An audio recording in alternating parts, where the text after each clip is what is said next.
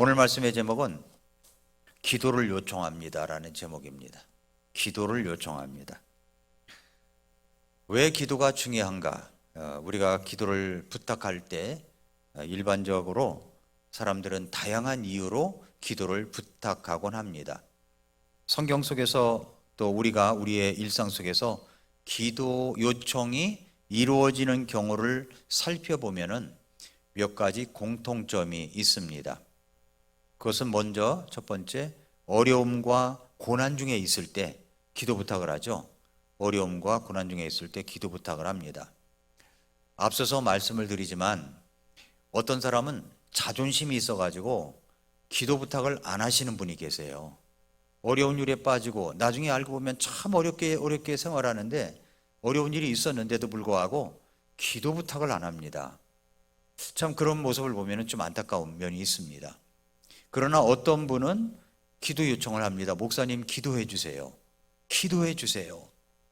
저는 이런 분들을 보면은 하나님과 연결되어 있고 하나님과 함께하는 모습을 봅니다. 그리고 자신이 낮아질 줄 아는 거예요. 기도 요청한다는 것은 자기는 부족하고 나약합니다. 주님 도와주세요 하는 마음으로 도움을 요청하는 거죠. 그 기도 부탁을 하는 것은 당연히 사도 바울도 기도 부탁을 했습니다. 그러니까 우리 자신도 어려움 속에 빠졌을 때 기도 부탁을 해야 되는 겁니다. 기도를 요청합니다. 기도해 주세요. 저에게 이제 전화가 옵니다. 그러면 우리가 공통 기도 제목을 놓고서 같이 기도해도 될까요? 그러면 두 가지예요. 목사님만 알고 기도해 주세요. 아니면은 괜찮습니다. 다 같이 기도해도 좋습니다. 이렇게 이야기하시는 분이 있습니다. 근데 어떤 분들은 어려운 일에 있는데도 불구하고 요청을 안 합니다. 기도 부탁을 안 해요. 왜 그럴까요? 그분 속을 들어가 보지 않았기 때문에 저는 잘 모릅니다만은 대개 이런 경우에는 우리가 이 자존심이 너무 강한 거예요. 자기를 내려놓을 줄 모르는 겁니다. 우리 주님도 기도 요청을 하셨고 사도 바울도 기도 요청을 하셨습니다. 이건 부끄러운 것이 아니에요. 그래서 연약함을 알고 우리가 함께 기도하는 것은 대단히 중요하다고 생각합니다. 목사님 기도해 주십시오.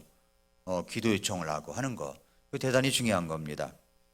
그래서 성경에 보면은 어려움과 고난 중에 있을 때 기도 요청을 합니다. 사도행전 12장 5절에 보니까 이런 까닭으로 베드로는 감옥에 갇혔으나 교회는 그를 위해 끊임없이 하나님께 기도하더라 그랬거든요. 베드로가 복음을 전하다가 감옥에 갇혔습니다. 그랬더니 교회는 모여서 기도를 합니다. 이 기도가 엄청난 힘이 있는 겁니다. 이 어려운 상황에서 하나님의 보호와 구원을 간구할 때 우리가 기도를 요청할 수가 있습니다. 우리의 삶에서 질병, 또 경제적 어려움, 가정 문제, 관계 갈등, 인생의 위기를 맞을 때 예상치 못한 사고나 심각한 문제로 인해 하나님의 도우심이 필요할 때 그때 우리는 뭐 해야 됩니까? 기도 요청을 해야 되는 거죠. 저희 가족이 큰 어려움을 겪고 있습니다. 주님의 의로와 도우심을 위해서 기도 부탁드립니다. 저는 참 우리 성도님들이 한밤중이라도 기도 요청을 해올까 봐 사실은 제 머리맡에 핸드폰을 놓고 자요. 진동으로 해놓지도 않습니다. 제가 잘못해서 진동으로 요청하면 우리 집사람한테 전화를 해서 기도 요청을 내고 한밤중이라도 사실 이런 것들이 그것이 목사님을 괴롭히는 게 아니에요. 한밤중에 누군가 나에게 기도 요청을 할 때는 굉장히 다급한 거거든요. 그때 침상에서 내려와 무릎 꿇고 기도할 줄 아는 것, 이게 얼마나 아름다운 일입니까?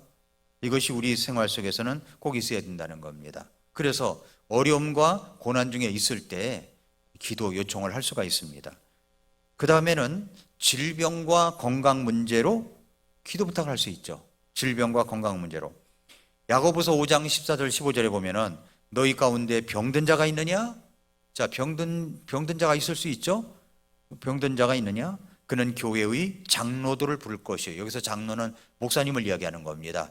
장로교회 장로를 말하는 게 아니고 이때 당시에는 감독, 목사, 장로가 똑같은 사람을 이야기하는 거였습니다. 그래서 장로들을 부를 것이요 그들은 주의 이름으로 그에게 기름을 바르고 그를 위해 기도하라고 그랬습니다. 그러니까 기도의 책임이 목자에게 있는 것입니다. 건강을 위해 기도하는 것은 성경적인 원리입니다. 믿음의 공동체가 함께 해야 함을 강조하는 것입니다. 우리 삶에서 우리가 본인이나 또 가족이나 친구가 심각한 질병을 앓고 있을 때, 또 수술이나 치료를 앞두고 하나님의 치유와 그리고 평안을 간구할 때, 그때 기도 부탁을 할 수 있는 겁니다. 그래서 기도 요청 시에 저희 어머니께서 큰 수술을 앞두고 계십니다. 수술이 잘 진행되고 회복될 수 있도록 기도해 주세요. 기도 요청을 할 수 있는 거죠. 그러면 같이 기도 제목을 놓고 우리가 새벽 기도를 한다든가, 또 아침에 함께 모여서 함께 우리가 기도할 수 있습니다. 온라인으로 기도 제목을 나누고, 우리가 전체적으로 우리 성도님들이 다 알아야 되겠다라고 생각되는 것은 우리 전체 카톡방에 올립니다. 그러나 그렇지 않은 것은 우리 새벽 기도 팀 방에 올려놔서 같이 새벽에 기도할 수 있게 하곤 합니다. 그래서 이 기도 요청을 했을 때, 기도를 매일 새벽마다 이렇게 올릴 때 기도했습니다, 기도했습니다, 이것이 쭉 있게 되면요, 그게 얼마나 마음에 힘이 되는지 몰라요. 그래서 우리가 질병과 건강 문제로 어려움을 겪을 때 기도 요청을 할 수가 있습니다. 또 기도 요청이라고 하는 것은 어떤 때 할 수 있냐면은 영적 성장을 위해서 기도 부탁할 수 있습니다. 영적 성장을 위해서. 골로새서 1장 9절에 보니까 이런 까닭으로 우리도 그것을 듣던 날부터 너희를 위해 기도하기를 그치지 아니하며 이것을 구하노니 즉 너희가 모든 지혜와 영적 깨달은 면에서 그분의 뜻을 아는 것으로 채워지고 라고 했습니다. 그래서 우리가 영적 성장이 필요한 거죠. 골로새 교회에게 사도 바울이 기도할 때도 그것도 내가 이것을 구한다. 뭘 구하느냐? 모든 지혜와 영적 깨달은 면에서 그분의 뜻을 아는 것으로 채워지기를 위해서 기도한다라고 말씀하고 있습니다. 바울은 성도들의 영적 성숙과 그리고 하나님의 뜻을 깨닫도록 기도했습니다. 자, 우리 삶에서도 마찬가지입니다. 신앙이 흔들릴 때, 믿음이 약해질 때 기도를 요청할 수 있습니다. 하나님의 뜻을 깨닫고 영적으로 성장하기 위해서 기도 부탁을 할 수 있습니다. 나는 왜 이렇게 맨 그 모양 그 꼴이냐, 좀 성장하고 싶다. 기도 부탁을 하고 성장을 위해서 애쓰는 것. 나는 이렇게 기도 부탁을 한다. 기도 부탁 쓰고, 종이에 쓰고, 나는 이렇게 성장할 것이다 쓰고 기도하는 거죠. 그래서 그렇게 이제 기도 부탁을 하고요. 그 다음에 어떤 때 기도 부탁을 하냐면 결정을 앞두고 하나님의 인도를 구할 때 우리가 기도 부탁을 할 수가 있습니다. 잠언 3장 5, 6절에 보니까 네 마음을 다하여 주를 신뢰하고 너의 자신의 명철을 의지하지 말라.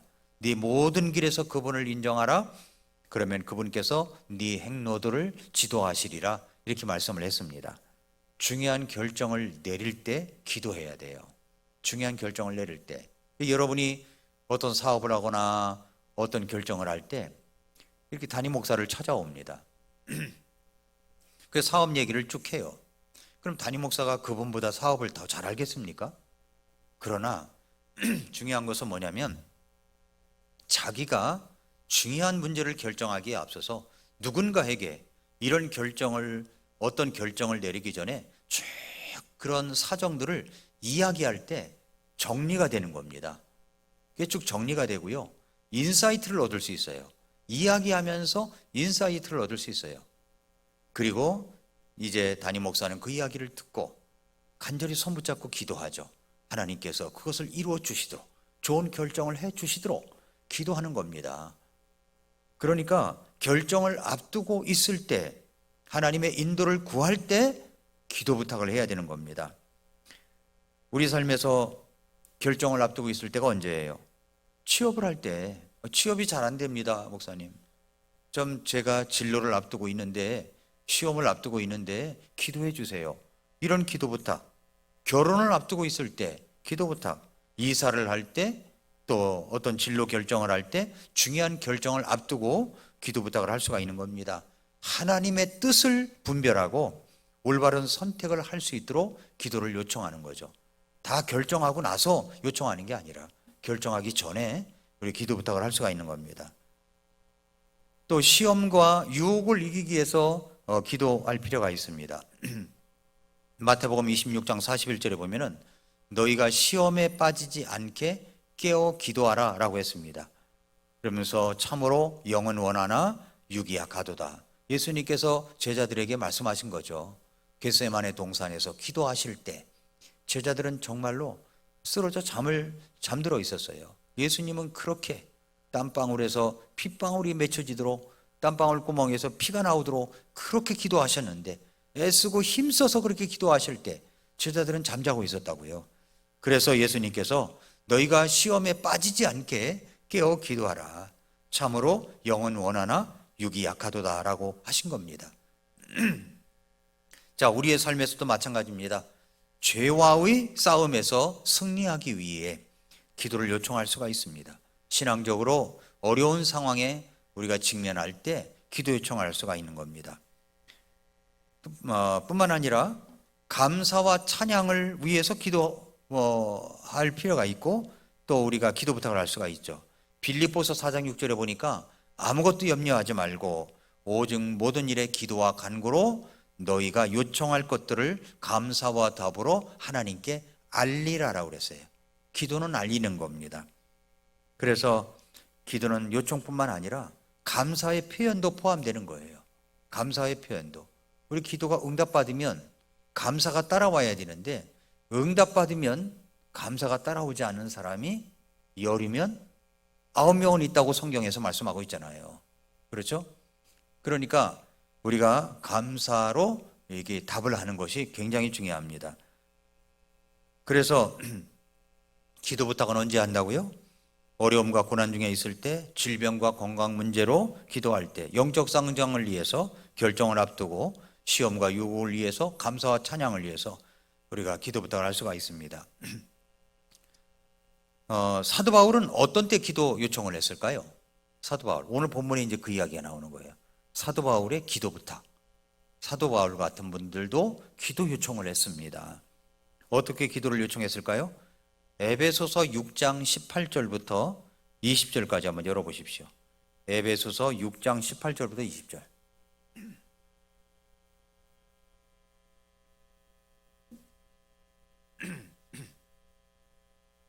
에베소서 6장 18절부터 20절에 보면은 모든 기도와 간구로 성령 안에서 항상 기도하며 모든 성도들을 위해 모든 인내와 간구로 그 일에 깨어 있고, 그러면서 19절에 뭐라고 그랬어요? 또 나를 위해서는 주께서 내게 말하는 것을 허락하사 내가 담대히 입을 열어 복음의 신비를 알리도록 기도해 달라고 합니다. 그렇죠? 그러니까 기도 부탁을 하는 거예요. 이 일을 위해 내가 결박에 매인 대사가 되었으니, 에베소 교회에 편지를 보낼 때는 사도 바울이 로마의 감옥에 있었습니다. 그러면서 말하잖아요. 내가 결박에 매인 대사가 되었다. 그러므로 이 상황 속에서 내가 말해야만 하는 대로 담대히 말하도록 기도하라. 어려운 상황에 있지만 기도할 필요가 있는 겁니다. 골로새서 4장 2절부터 4절에 보니까 항상 기도하고 기도 중에 감사를 드리며 깨어 있으라. 아울러 또한 우리를 위해 기도하되 하나님께서 말할 수 있는 문을 우리에게 열어주사. 사도 바울이 또 기도 부탁을 하죠. 우리를 위해서 기도하는데 하나님께서 말할 수 있는 문을 우리에게 열어주사 우리가 그리스도의 신비를 말할 수 있도록 기도하라. 그리스도의 신비가 뭡니까? 십자가잖아요. 복음이잖아요. 내가 또한 그것을 위에 결박되었나니. 이 골로새 교회 편지를 보낼 때도 사도 바울이 똑같이 로마의 감옥에 있었던 때입니다. 결박되었다는 것을 이야기하잖아요. 이것은 내가 마땅히 말해야 할 방식대로 말하여 그것을 드러내려 함이라. 몸은 감옥에 있지만 말할 수 있는 자유가 있어요. 입은 막지를 못해요. 그러니까 말할 수 있는 문을 우리에게 열어달라고 기도 부탁을 한 겁니다. 그래서 바울인 어떤 경우에 기도 부탁을 했느냐? 복음 전파를 위해서, 복음을 전하다가 핍박을 받을 때 보호해 주시도록, 그리고 교회의 성숙을 위해서 이렇게 기도 부탁을 한 것을 볼 수가 있습니다. 자, 여러분이 기도 부탁을 한다면 어떤 기도 부탁을 하겠습니까? 그런 것들을 메모하고 기록하고 막연하게 그냥 속상해하고 염려만 하는 게 아니라 종이에다 적어보면요, 달라져요. 종이에 적어보면 나는 지금 이런 문제 때문에 염려하고 있다, 잠이 안 온다, 써보는 거죠. 써보면 달라집니다. 써보면 달라져요. 그래서 이렇게 사도 바울도 기도 부탁을 했다 하는 것을 볼 수가 있고요. 자, 오늘 본문 보면은 본문에 기도의 내용이 있습니다.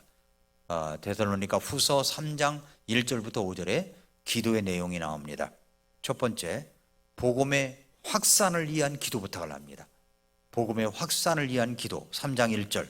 끝으로 형제들아, 우리를 위해 기도하되. 자, 우리를 위해 기도하라고 그랬죠? 기도하되 주의 말씀이 너희와 함께 있을 때와 같이 자유로운 행로를 가져 영광스럽게 되며 라고 이야기를 합니다. 자, 끝으로 형제들아, 사도 바울은 데살로니가 전서를 보냈고 데살로니가 교회에 두 번째 편지를 보내는 거잖아요.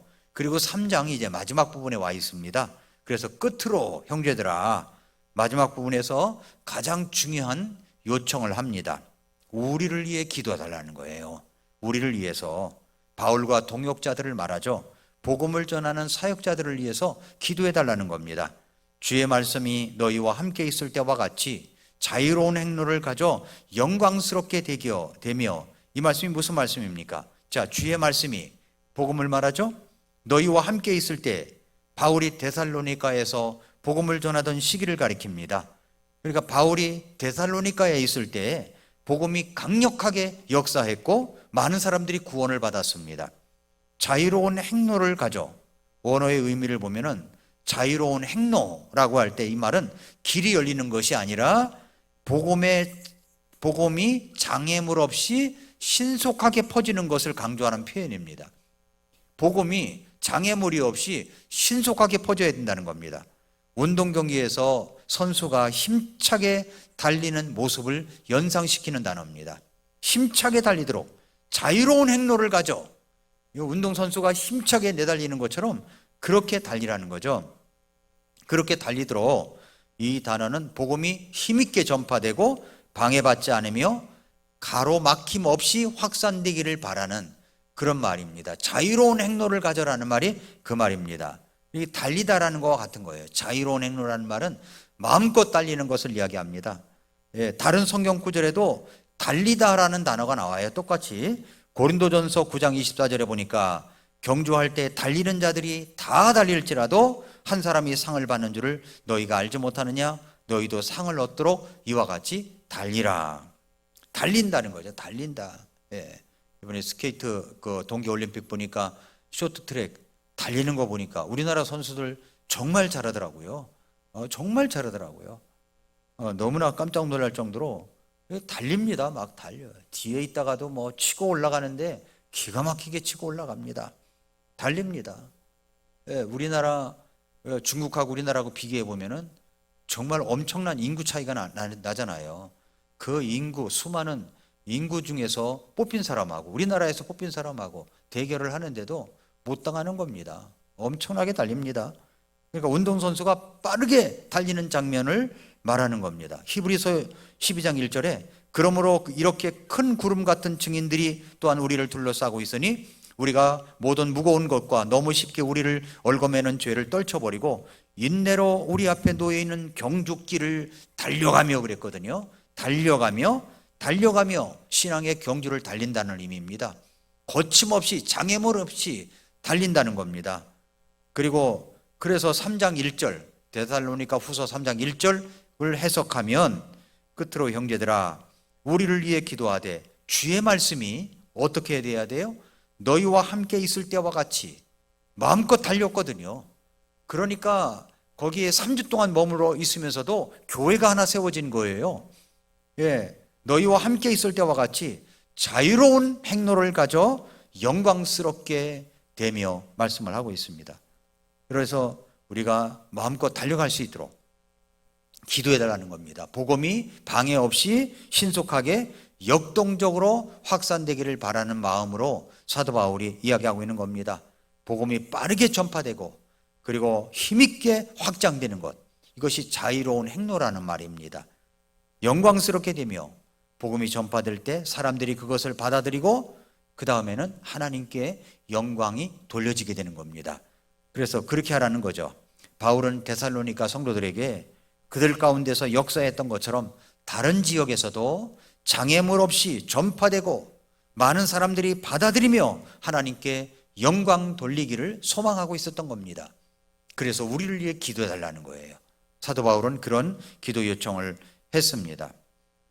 자, 두 번째로 3장 2절부터 3절까지 보면은 어떤 기도가 나오냐면은 악한 자들에게서 보호받기 위한 기도를 이야기합니다.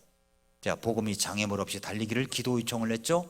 그런데 악한 자들에게서 보호받기 위한 기도를 합니다. 3장 2절 3절 보니까 또 우리가 부당하고 사악한 사람들에게서 구출되도록 기도하라.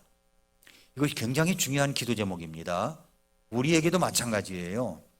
우리가 부당하고 사악한 사람들 있잖아요. 부당하고 사악한 사람들에게서 구출되도록 기도하라. 모든 사람이 믿음을 갖고 있지는 아니하니라. 그러나 주께서는 신실하사 너희를 굳게 세우시고 악으로부터 너희를 지키시리라. 부당하고 사악한 사람들이 누굽니까? 복음을 거부하고 전도자들을 핍박하는 사람들입니다. 모든 사람이 복음을 받아들이는 것은 아니라고 그랬어요. 주께서는 신실하사, 그리고 인간은 악하지만 하나님은 신실하게 보호하시는데 너희를 굳게 세우시고 악으로부터 너희를 지키시리라 했습니다. 그러므로 우리가 영적 싸움이 있음을 인식해야 하고 복음을 전하면서 반드시 반대가 따라온다는 것을 알고 우리는 기도할 필요가 있습니다. 자, 우리 교회가 앞으로 이제 과제들이 있습니다. 그러면 우리가 장애물 없이 이게 잘 달려가야 되는데 온다는 겁니다. 그런 것들이. 그래서 뭐가 필요한 거예요? 그런 장애물 없이 거침없이 달려가도록 악하고 부당한 사람들이 개입되지 않도록 뭘 해야 됩니까? 기도해야 되는 거예요. 기도. 기도가 굉장히 중요한 겁니다. 우리가 또 마찬가지로 주님께서 가르쳐 주신 기도문 속에서도, 소위 주기도문 속에서도 우리가 악한 자들에게서 보호받기를 기도하라고 그랬잖아요. 저는 기도할 때, 우리 성도님들을 기도할 때, 또 우리 자녀들을 놓고 기도할 때 악한 자 만나지 않도록 기도합니다. 이게 정말 중요한 기도예요. 여러분, 우리 아이들 선생님 만날 때 악한 선생님 만나지 않도록 기도해야 돼요. 문제가 없는 선생님을 만나도록, 좋은 선생님을 만나도록 기도해야 되는 겁니다. 이게 정말 중요한 기도예요. 그뿐만 아니라 우리 아이들이 좋은 친구들을 만나도록, 좋은 선생님 만나도록, 좋은 선배 만나도록 기도해야 되는 겁니다. 사업을 할 때도 마찬가지입니다. 정말 그 거래처가 좋은 거래처가 나오도록, 상대방이 정말로 눈속임을 하는 것이 아니라 진실로 대하고 서로 윈윈 되어서 서로 잘 될 수 있도록 기도가 필요한 거죠. 아주 부당하고 사악한 사람들이요, 널려 있습니다. 널려 있어요. 얼마나 많은지 몰라요.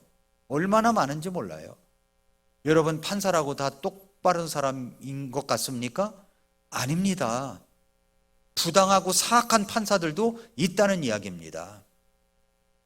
그러니까 우리는 정말 기도가 많이 필요한 겁니다. 이 나라가 잘 되려면 이 사법 체계가 잘 구축되어 있어야 되는데 구축되어 있지 않아요. 그러니까 기도해야 된다는 거죠. 억울한 사람이 생겨나지 않도록 기도해야 되는 겁니다. 억울한 사람이 생겨나서 억울하게 감옥에 갇혀 있고 10년, 20년이 지난 이후에 그것이 진짜 범인이 잡혀가지고 아니라고 하는데도 말이죠, 윽박지르고 어떻게 해서 그냥 범인으로 만들어가지고 집어넣어서 이것이 무죄로 풀려나고 그 인생을 누가 보상하겠어요?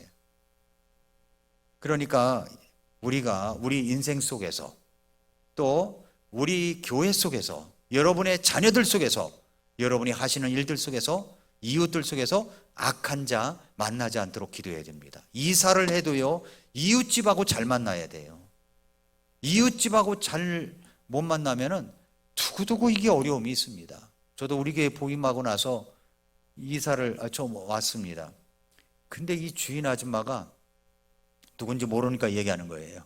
주인 아줌마가 얼마나 정말 그런지 몰라요. 소위 교회를 다니는 나는 아줌마예요. 우리 교회를 한번 왔습니다. 그랬더니 뭐 개척교회 같네 뭐 그러면서 가는데 얼마나 기분이 나쁜지 제발 오지 않았으면 좋겠다고 생각한 사람이 있습니다. 네, 지금 뭐 누군도 얼굴도 잊어버리고 다 잊어버렸는데 정말 주인도 잘 만나야 돼요. 새 사는 사람들은 주인도 잘 만나야 되고 또 주인도 새 들어오는 사람 잘 만나야 됩니다. 네. 그러니까 우리가 부당하고 사악한 사람 만나지 않도록 기도가 필요한 겁니다. 아침 기도할 때 그것이 꼭 필요한 거예요. 자, 이제 3장 4절 5절 마지막 부분 기도가 또 있습니다. 어떤 기도냐 했더니 순종과 인내를 위한 기도입니다. 순종과 인내를 위한 기도. 4절 5절 보니까 너희에 관하여는 우리가 너희에게 명령하는 것들을 너희가 행하고 또 앞으로 행하리라 라는 것을 우리가 주 안에서 확신하노니 주께서는 너희 마음을 인도하사 하나님을 사랑하게 하고 또 인내하며 그리스도를 기다리게 하시기를 원하노라. 원한다는 겁니다. 기도한다는 거죠. 그래서 우리가 주 안에서 확신한다 그랬죠? 우리가 주 안에서 확신하노니 라고 했는데 우리가 성도들이 지금도 순종하고 있으며 계속 순종할 것이라고 믿고 우리가 너희에게 명령하는 것들을 바울이 가르친 복음의 원칙과 교훈을 이야기합니다. 하나님을 사랑하게 하고 우리가 하나님을 사랑해야 돼요. 하나님을 사랑하게 하고 하나님을 사랑하는 것이 첫째입니다. 그것이 제가 우리 성도님들에게 바라는 것도 그 첫 번째가 그겁니다. 하나님을 사랑해야 되는 겁니다. 하나님을 사랑하게 하고 그 다음에 인내하며 그랬습니다. 인내하는 것이 필요한 거예요. 인내는 두 가지가 있다고 그랬죠. 환경에 대해서 참는 것이 있고 사람에게 대해서 참는 게 있는 겁니다. 인내는 환경이 어려워도 참는 게 있어야 되고 어떤 사람에게 부당한 어려움을 당했을 때 그걸 참는 겁니다. 그게 인내예요. 인내. 그래서 인내하며 그리스도를 기다리게 하시기를 원하노라. 누구를 기다려요? 예수 그리스도를 기다리는 것이 필요한 것입니다. 예수님을 기다리는 것. 그래서 아침 기도할 때 예수님 오늘 오실까요? 주님을 기다립니다. 부끄럽지 않은 하루가 될 수 있도록 도와달라고 그렇게 기도하면서 출발하는 것, 그리고 하루 종일 우리 주님을 생각하는 것 필요한 거죠. 그래서 우리가 신앙생활이라고 하는 것은 지속적인 순종과 인내가 필요한 겁니다. 믿음 생활에서 어려움을 겪을 때에 그리스도의 인내를 본받아야 됩니다. 하나님의 사랑을 더 깊이 경험하고 그리고 어려움 속에서도 주님을 신뢰하는 것이 필요하다고 믿습니다. 결론을 맺겠습니다. 어떤 우리가 교회가 되어야 되느냐? 기도하는 교회가 되어야 된다는 겁니다. 기도하는 공동체가 되어야 되는 거예요. 예, 복음이 확산되도록 기도해야 되는 겁니다. 복음이 전파되도록 우리가 어디에 있든지 복음을 전해야 되는 겁니다. 복음이 전파되도록 기도해야 돼요. 주일마다 새로 나오는 사람들이 있도록 기도하고 나도 다른 사람들에게 복음을 전하는 모습이 되어야 됩니다. 시험과 악한 자들로부터 보호해달라고 기도해야 되는 겁니다. 그리고 순종과 인내의 삶을 살 수 있도록 기도하는 것이 필요한 겁니다. 사도 바울이 그래서 기도를 요청합니다 라고 한 것입니다. 어려움이 있을 때 기도 요청을 하세요. 함께 기도하는 것이 필요한 겁니다. 그랬을 때 우리는 참 그 어려움을 함께 나누고 그랬을 때 너무 기쁨으로 그분이 치유받고 고침받고 나오는 모습을 볼 때 얼마나 기쁩니까? 안아주고 가서 안아주고 수고했다고 하고 격려해주고 여기서 우리가 주님의 사랑을 느낄 수가 있는 거잖아요. 그런 기도하는 공동체, 사랑하는 공동체가 되어야 될 줄로 믿습니다. 오늘 사도 바울의 기도의 요청처럼 우리 교회도 기도 제목들이 있습니다. 그래서 계속 하나님 앞에 간절히 기도함으로 이 복음이 장애물이 없이, 교회가 하려고 하는 일에 장애물 없이 거침없이 달려갈 수 있도록 기도해 주시기를 바랍니다. 기도하겠습니다.